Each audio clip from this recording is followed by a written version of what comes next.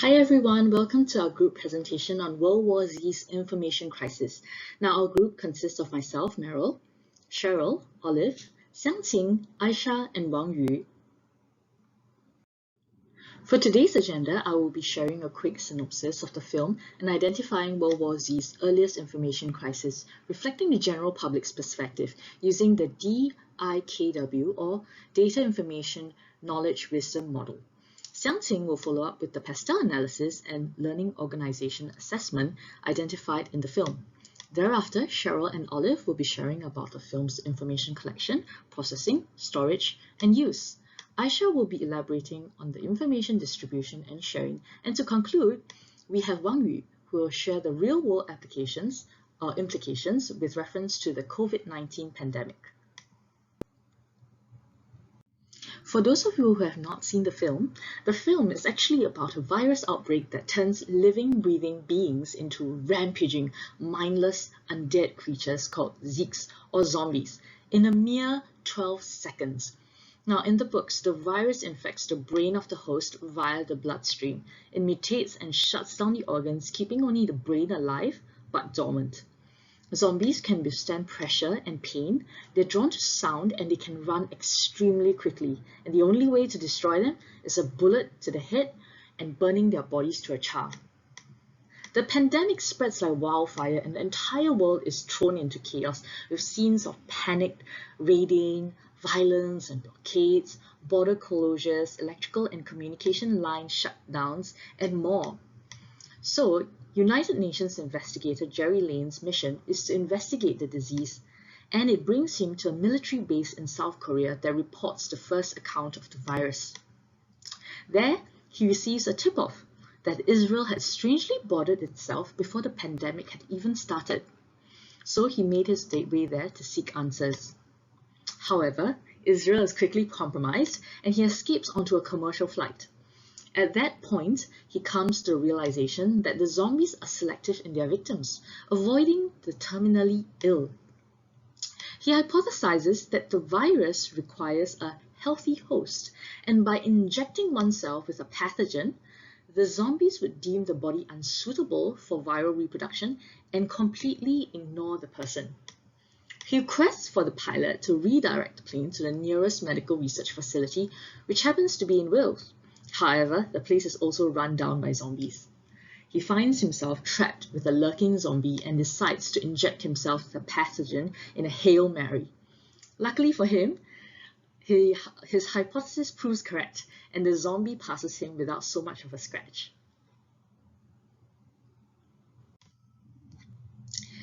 Now, for the DIKW model, in the data stage, observations and accounts of zombie behavior, including symptoms, transmissions, effects, and situation updates are fragmented, they're uncollated, and they're unverified.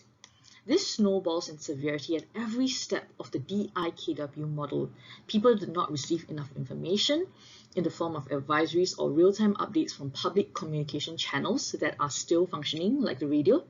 And due to poor tacit knowledge transfer, they lack the awareness to make an adequate, informed decision whether to stay or evacuate their area, with many resorting to theory violence as mentioned earlier. Now, this leads to poorly thought out planning and decision making or delayed action to evacuate, and eventual death either by thirst, starvation, or infection.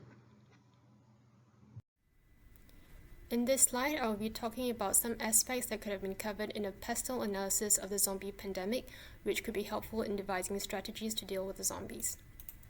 Political.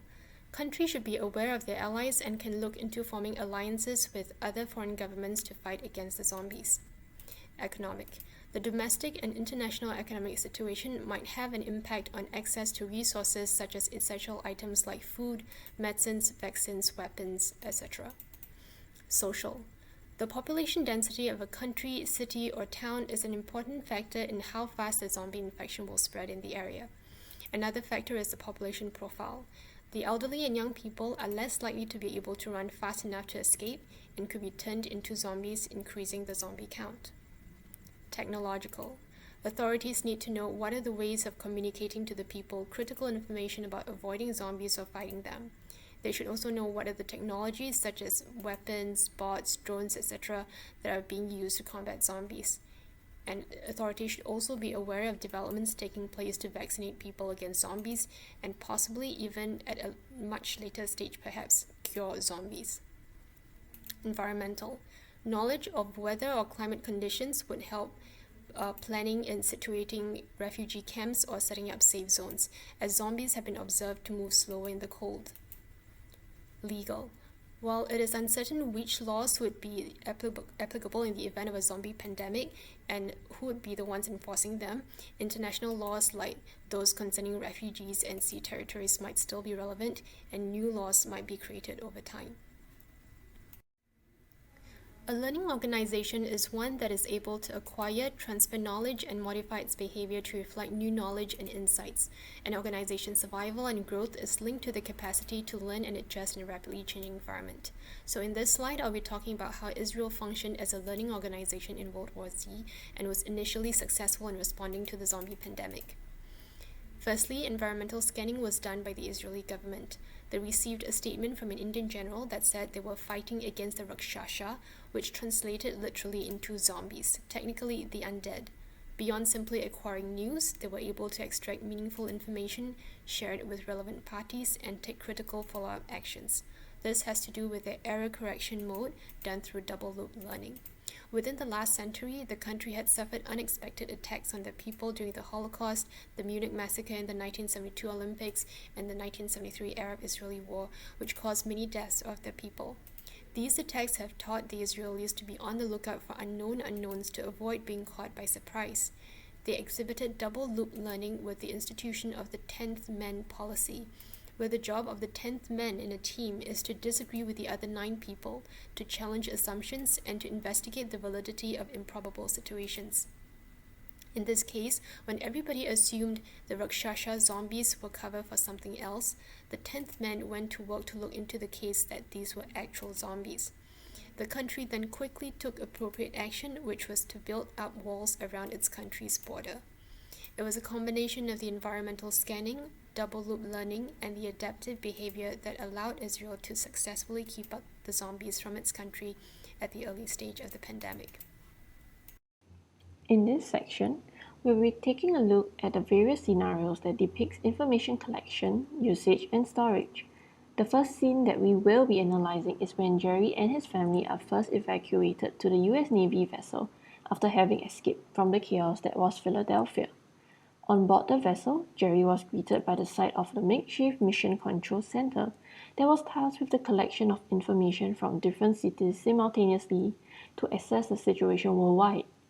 As seen from the screen caps, the information collected is to be stored on the servers on board the vessel. In order to monitor the ever-changing situation, a large amount of information passes through the center, and there is a risk of information overload whereby the group of analysts on board the vessels have too much information to process and in turn may miss out on crucial details.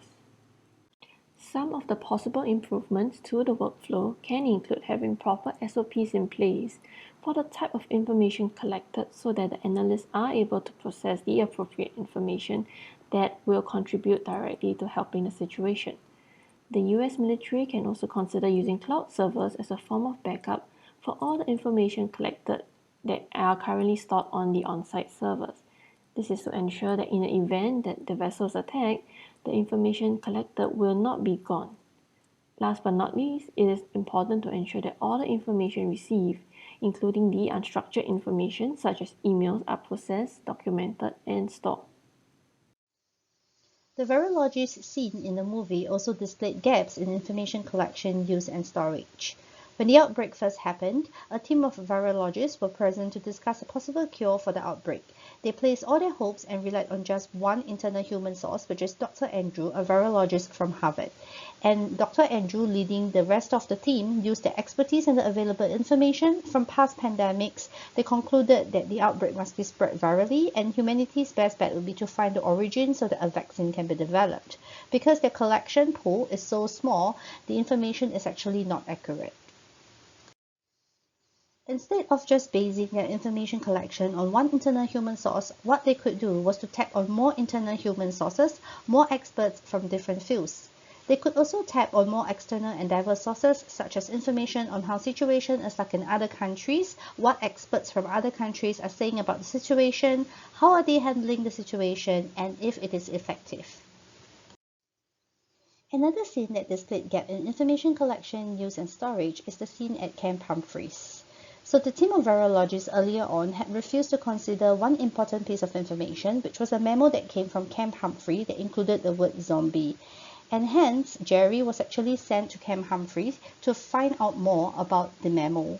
So because the information from this email was not used, was not processed, and was not stored properly, they actually missed out this important piece of information. Also, at Camp Humphrey, there was a scene where the written records were not stored properly and they were all destroyed during the gunfire. Information about the movement, the interaction that Victim Zero had were all lost. Hence, they lost a very big piece of information if they had stored the information properly. Possible improvements and solutions then include 1. To tap on technology and digital systems for information storage so that physical records can also be stored in an alternative format, and 2. To ensure that all information received, even unstructured information such as emails, are processed, documented, and stored so that this information can be accessed whenever needed. As the world slowly falls to the zombies, Israel has managed to protect themselves from them relatively well. As Xiangxing has mentioned earlier in her section, Israel intercepted a communication from the Indian army informing of an attack by the Rakshasa. Instead of discounting the email as hearsay or a myth like what the virologists did, Israel instead took it upon themselves to investigate further, which enabled them to stay one step ahead of everyone else. This shows the importance of considering all relevant information at hand. As Israel was safe from the zombies, they decided to be generous and open their doors to allow people to enter as long as they pass a clearance test. The rationale for doing so is that they believe that for every human they save, it's actually one less zombie that the world has to fight. However, in the midst of accepting all of these immigrants from various countries, it seems that there are no form of documentation being done by the government officials on the people entering, and as such, in the future, it may pose an administrative issue for the government themselves.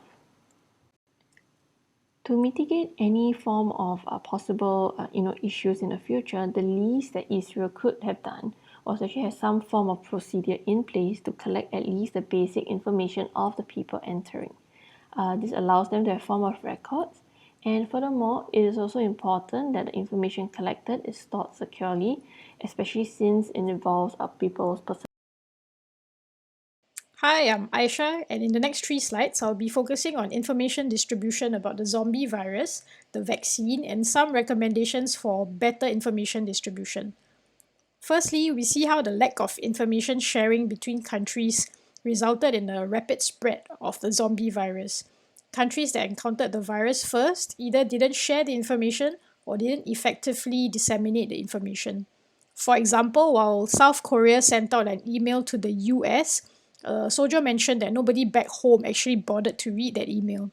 In emergency intergovernment situations, emails should probably be followed up with calls between officials to ensure that other countries understood the urgency of the situation.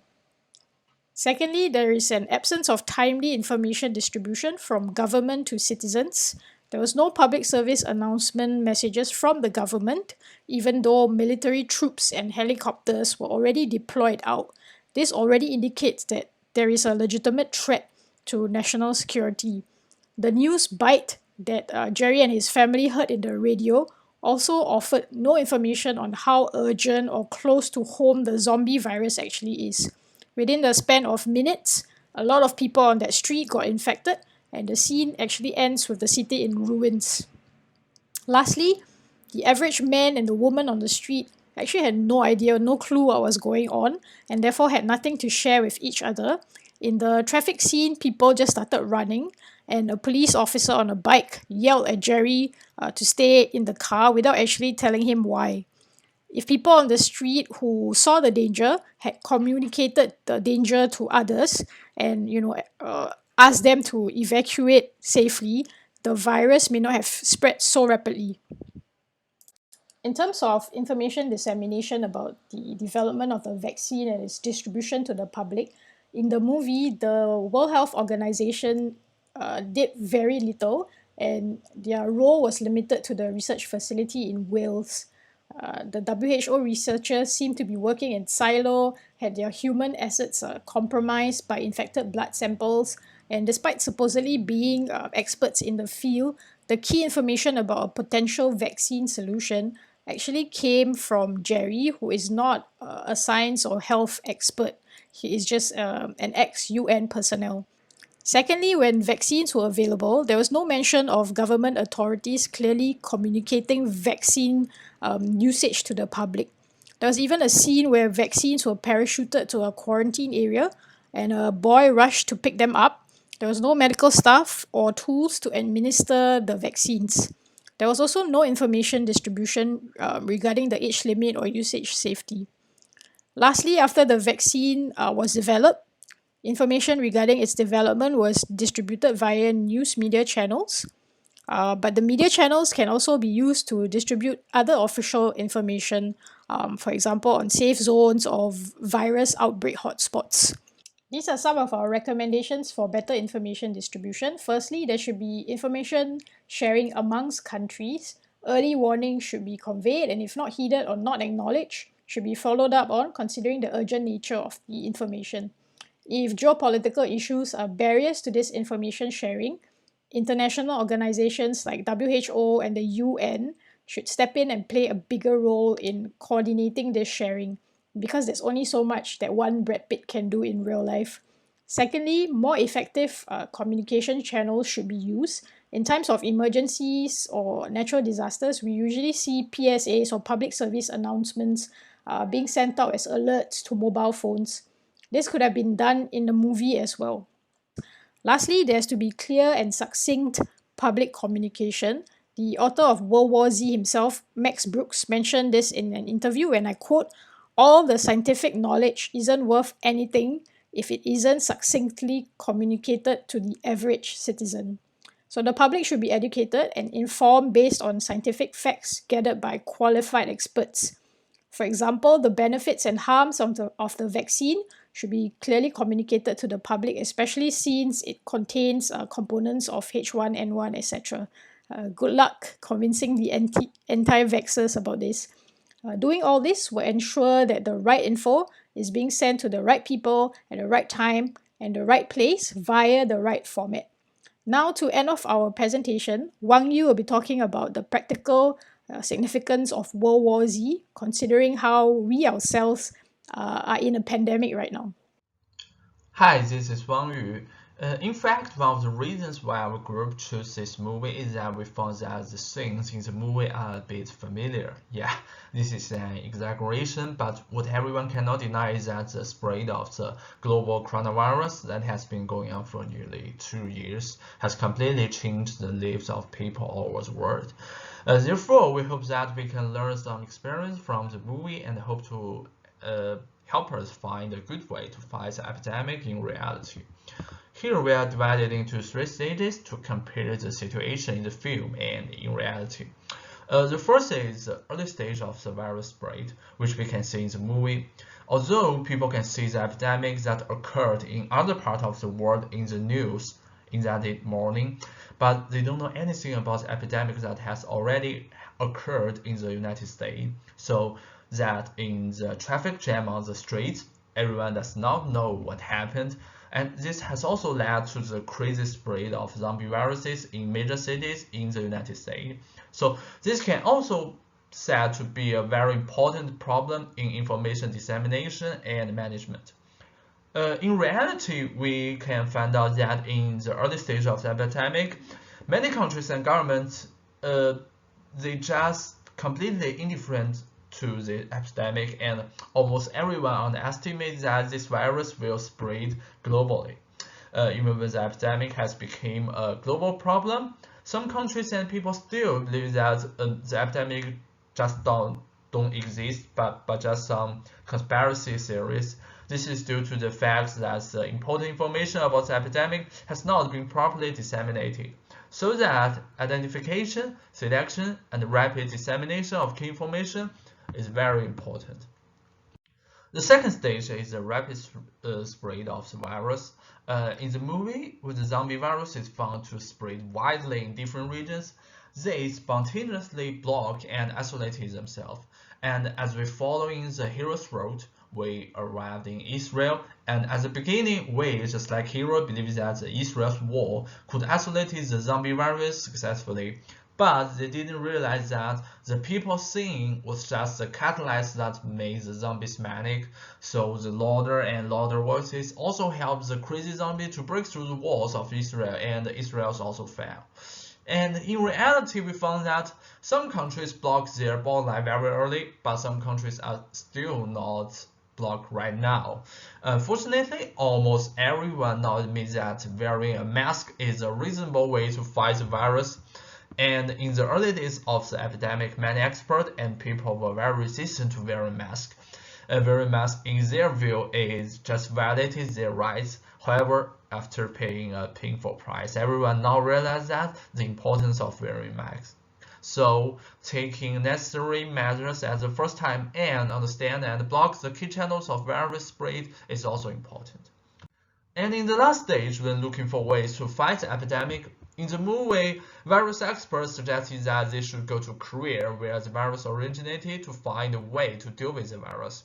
And during this trip, they did not get much useful information, but the virus expert also died on the way. And as the plot develops, the hero, played by Brad Pitt, speculates from his own observations that zombies may not attack individuals who have been infected with serious diseases. So in the end, the whole world also used this method to arm people to fight against zombies. And in reality, until now, we have not been able to determine the source of the virus.